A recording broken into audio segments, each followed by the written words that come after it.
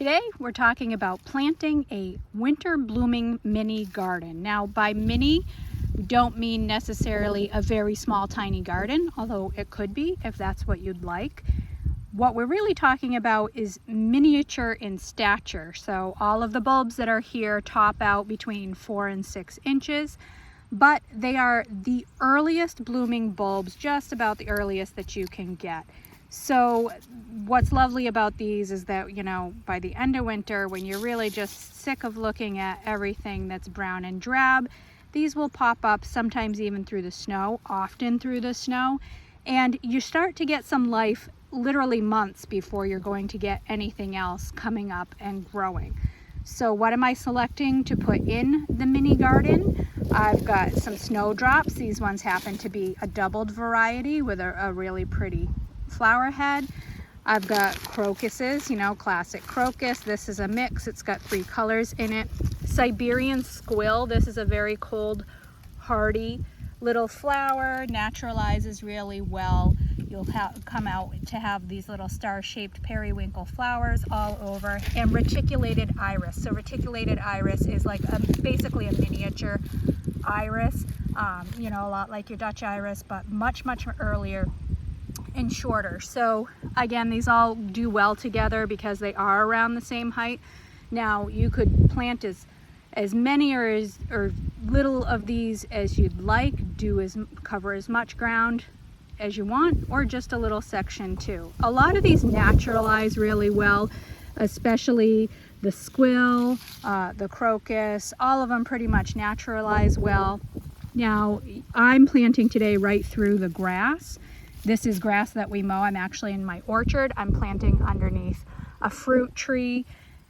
Several of these are actually resistant to rodents and deer. The snowdrops are, the squill is, the crocus, they're kind of in between, kind of depends on the variety. So that's kind of nice too. They actually say, I just recently saw something about old orchard keepers planting daffodils like all around their trees because the deer don't like them, and the smell of the daffodils helps to keep the deer away from the trees when they're in bloom. So that's kind of nice. But getting back to what we're doing here, again, I'm planting right through the grass, and I'm not going to worry about the fact that we mow this lawn. Now, after these come up and they go through their bloom cycle, and it's so early, it's way before we're ever mowing grass, they'll die back, but you just mow your lawn the rest of the summer as normal.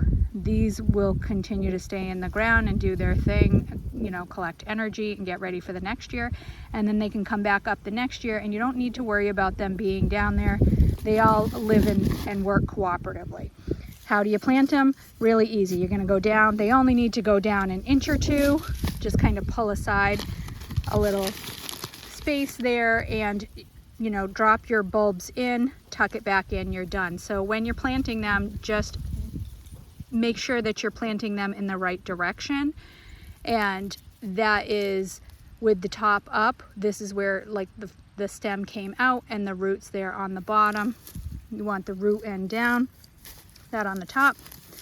I'm gonna just kind of move that back a little bit, cover it up, and move on.